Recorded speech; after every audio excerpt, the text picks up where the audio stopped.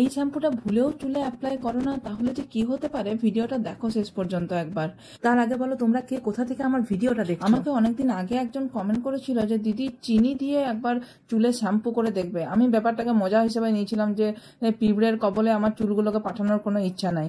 তারপর আবার কিছুদিন আগে আমাকে আবার কমেন্ট করেছে যে দিদি ওই সুগার শ্যাম্পু যেটা তোমাকে করতে বললাম তুমি তো করলে না। তারপর আমি দেখলাম যে না, একবার গুগল সার্চ করে দেখি সত্যিই কি সুগার চুলের জন্য উপকারী হচ্ছে। তারপর গিয়ে দেখি চিনি চুলকে সফট সিল্কি শাইনি তো করে, তার সাথে তোমার মাথায় যদি ড্যান্ড্রফের প্রবলেম থাকে সেটা দূর করে, চুলের নোংরা ময়লা পরিষ্কার করে, নতুন চুল গজাতে সাহায্য করে। বলি আর আমরা কি চাই না?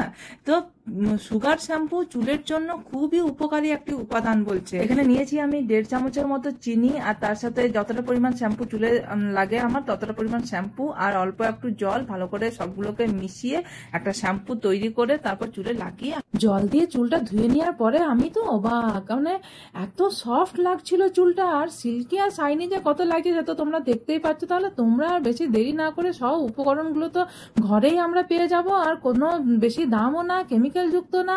চুলে লাগিয়ে পরে দেখো দারুণ একটা উপকার পাবে চুলে যদি লাগাও।